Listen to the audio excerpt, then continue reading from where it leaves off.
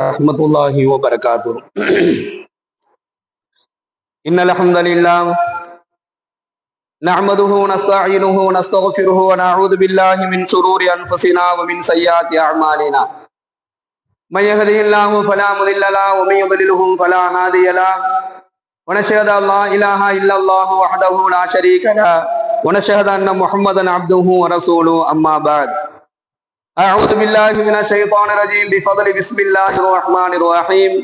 ربنا أتمم لنا نورنا واغفر لنا إنك على كل شيء قدير. صدق الله العليم.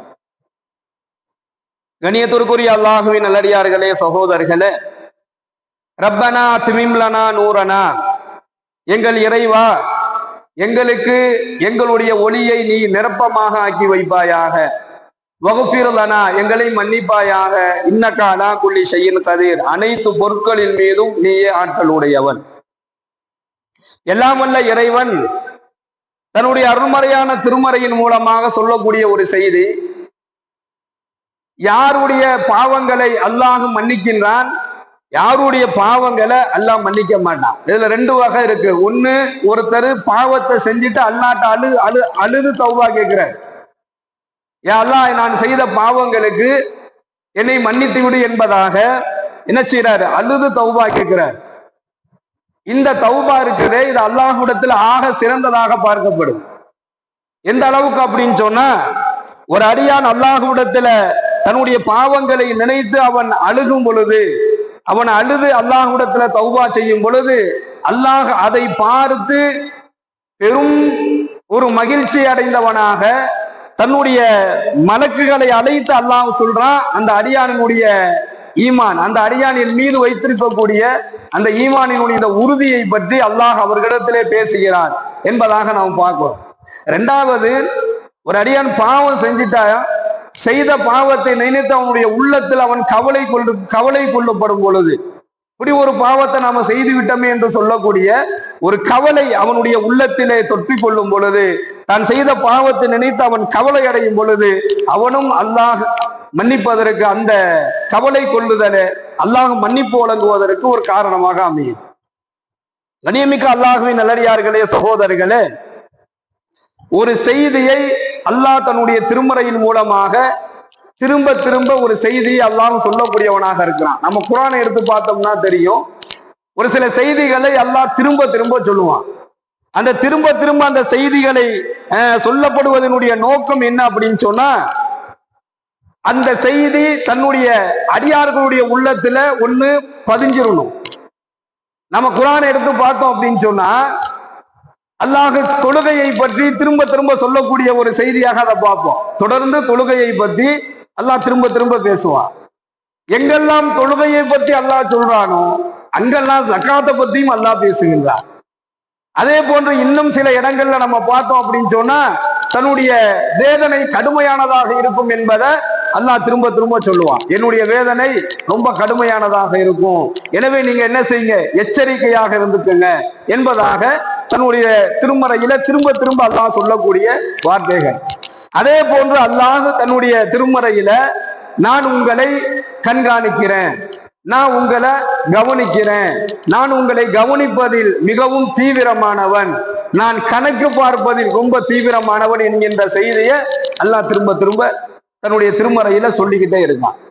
இந்த செய்திகளை எல்லாம் அல்லாஹ் திரும்ப திரும்ப சொல்வதனுடைய நோக்கம் என்ன அப்படின்னு சொன்னா, சும்மா தலீனு ஜுலூதகும் குலூபுகும் இலாதிக்கிறில்லா, தங்களுடைய ஜுலூதுல்லதீன யஹ்ஷௌன ரப்பஹும், முதல்ல தங்களுடைய ரப்பை அவர்கள் பயப்படணும். ஏன் இதை அல்லாஹ் திரும்ப திரும்ப சொல்றான், நான் உங்களை கண்காணிக்கிறேன், நான் உங்களை தீவிரமாக கண்காணிக்கிறேன், நான் உங்களிடத்துல கணக்கு கேட்பேன், நான் உங்களை பாராமுகமாக விற்ற மாட்டேன் என்பதாகலாம் திரும்ப திரும்ப திருமறையின் மூலமாக அல்லாஹ் சொல்வதனுடைய நோக்கம், ஜுலூதுல்லதீன யஹ்ஷௌன ரப்பஹும், ஒன்னு தங்களுடைய ரப்பை அவர்கள் பயப்படணும். எவர் ஒருவர் தன்னுடைய ரப்பை பயப்படுகின்றார்களோ, சும்மா தலீனு ஜுலூதுகும் குலூபுகும் இலாதிக்கிறில்லா, அவர்களுடைய தோள்கள், அவர்களுடைய ரோபங்கள் சிலிர்த்து விடுகின்றன என்பதாக அல்லாஹ் சொல்றான். நாம ஏதாவது ஒரு செய்தியை கேட்டோம் அப்படின்னு சொன்னா அந்த செய்தி நம்முடைய உள்ளத்தை ரொம்ப ஒரு பிரதிபலிக்கக்கூடிய செய்தியாக இருந்துச்சுன்னா நாம சொல்லுவோம், அப்போ அவர் பேசும்போது என் உடம்புல இருக்கக்கூடிய முடியெல்லாம் அப்படியே எழுந்திருச்சிருச்சு, என் ரோமங்கள்லாம் சிலிச்சிருச்சு, என் உடம்புலாம் அப்படியே சிலிர்த்து போயிட்டேன் என்பதாக சொல்லுவோம். அப்போ ஒவ்வொரு இறைவனுடைய திருவசனங்களில் அதிலும் குறிப்பாக அல்லாஹ்வினுடைய எச்சரிக்கையான செய்திகள் ஓதப்படும் பொழுது அவருடைய ரோமங்கள் சிலிர்த்து விடும். இவர்கள் அல்லாஹ்வை பயப்படக்கூடிய இறையச்சவாதிகளுடைய அடையாளம் என்பதாக இந்த வசனத்தின் வாயிலாக அல்லாஹ் சொல்லி காண்பிக்கின்றான். அப்ப வகுப்பிரலனா, எங்கள் இறைவா எங்களை மன்னிப்பாயாக, இன்னக அலா குல்லி ஷைஇன் கதீர், அனைத்து வஸ்துக்களின் மீதும் நீயே ஆற்றல் உடையவன். அனைத்து வஸ்துக்களின் மீதும் ஆற்றல் இருக்கக்கூடிய அந்த அல்லாஹ் நமக்கு மன்னிப்பை வழங்க வேண்டும் என்று சொன்னால், எவர் ஒருவர் அல்லாஹ்வினுடைய இந்த வசனங்களை அவர் ஓதும் பொழுதோ அல்லது ஓதுறதை கேட்கும் பொழுதோ அல்லது அவருக்கு தெரிந்த மொழியில அவர் அந்த வசனங்களினுடைய அந்த கருத்துக்கள் அவர் தெரிந்து கொள்ளும் பொழுதோ, இதெல்லாம் அல்லாஹ் எச்சரிக்கையா சொல்லியிருக்கிறான், இதெல்லாம் அல்லாஹ்வினுடைய வாக்குறுதியாக இருக்கு என்பதாக எதையெல்லாம் திருமறையின் மூலமாக கேள்விப்படுகின்றாரோ அதை கேள்விப்படும் பொழுது அந்த இறையச்சத்தின் காரணமாக அவருடைய ரோமங்கள் அவருடைய தோள்கள் சிலிர்த்து விடும் பொழுது அவர் இறையச்சவாதியாக அல்லாஹ் அவரை பார்க்கிறான். அப்ப இவருக்கு அல்லாஹ் தன்னுடைய அருளை கொண்டும் ஆற்றலை கொண்டும் தன்னுடைய மன்னிப்பை வழங்குகிறான் என்பதாக நம்ம பார்க்கிறோம். நபிகள் நாயகம் ஸல்லல்லாஹு அலைஹி வஸல்லம் அவர்கள் சொன்னார்கள், அல்லாஹ் பாவத்தை மன்னிப்பதில் முதல் விஷயம் என்ன அப்படின்னு சொன்னா, குர்ஆன் ஓதுவதன் மூலமாகவும் அல்லாஹ்வுடைய மன்னிப்பை பெற முடியும்.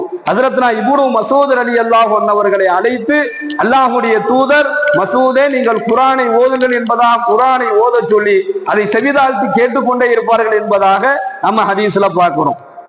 இரண்டாவது விஷயம், அல்லாஹ் மன்னிப்பு வழங்கக்கூடிய நபர் நரகத்தை அல்லாஹ் இவருக்கு ஹராமாக ஆக்கிறான். நரகமே இவரை தீண்டுவதற்கு ஹராம், நரகத்துக்கு அல்லாஹ் சொல்லிடுவான், நரகம் தீண்டுவது இவருக்கு ஹராமாக ஆகிடும். அப்படிப்பட்ட ஒரு மனிதர் ஸல்லல்லாஹு அலைஹி வஸல்லம் அவர்கள் சொல்கின்றார்கள், நரகம் நுழைவதும் ஹராமாகும், இவரை நரகம் தீண்டுவதும் ஹராமாக்கப்படும். யார் அப்படின்னு சொன்னா, எவர் ஒருவர் தன்னை சார்ந்து இருக்கக்கூடிய தன்னுடைய மக்களிடத்துல ரொம்ப நெருக்கமாக இருக்கிறார், தன்னுடைய மக்களிடத்துல ரொம்ப நெருக்கமாக இருக்கிறார். அப்ப நெருக்கமாக இருப்பதுன்னா என்ன அர்த்தம்? யார்கிட்டையும் சண்டை போட மாட்டாரு, யாரு கூடயும் விரோதம் கொள்ள மாட்டாரு, யாரின் மீதும் பகைமை கொள்ள மாட்டாரு, யாரை பார்த்ததும் பொறாமப்பட மாட்டாரு. இந்த மாதிரி மக்களோடு எப்பவுமே நெருங்கி இருக்கக்கூடியவராக இருப்பார். யாரிடத்திலும் வீணான சண்டைகள்ல அவர் ஈடுபட மாட்டார். இந்த குணம் உள்ள நபர். இரண்டாவது, அவரிடத்துல மென்மையான சுபாவம் கொண்டவராக இருப்பாரு.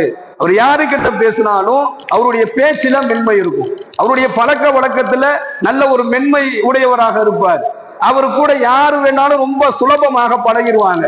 அவருடைய குணமும் அவருடைய எண்ணமும் அவருடைய செயல்பாடுகளும் ரொம்ப மென்மையாக இருக்கும். இந்த மென்மையான சுபாவம் கொண்ட நிலையில வாழக்கூடியவர்.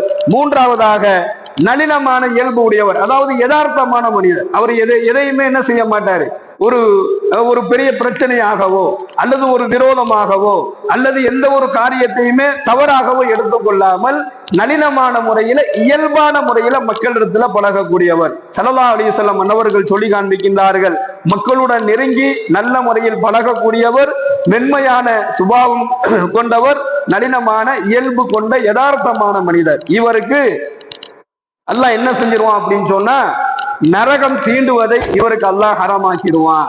அப்போ என்ன அர்த்தம்னு சொன்னா, இவருக்கு அல்லாஹ் உயர்ந்த சொர்க்கத்தை வழங்குறான். அது மட்டும் அல்லாமல் இந்த குணமுடையவர்களுடைய தௌபாவை அல்லாஹ் மன்னிக்க ஏற்காமல் இருப்பதில்லை.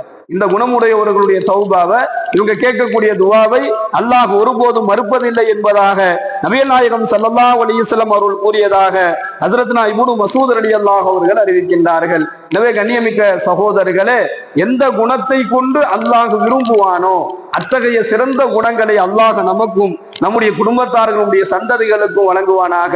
அல்லாஹ்விடத்தில் அதிகமாக தௌபா செய்யக்கூடிய பாக்கியத்தை நமக்கு தந்து அருள் புரிவானாக.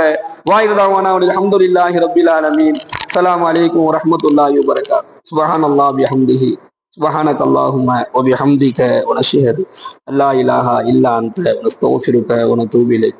சுப்ஹான ரப்பிக ரப்பில் இஸ்ஸத்தி அம்மா யசிஃபூன் வஸலாம்.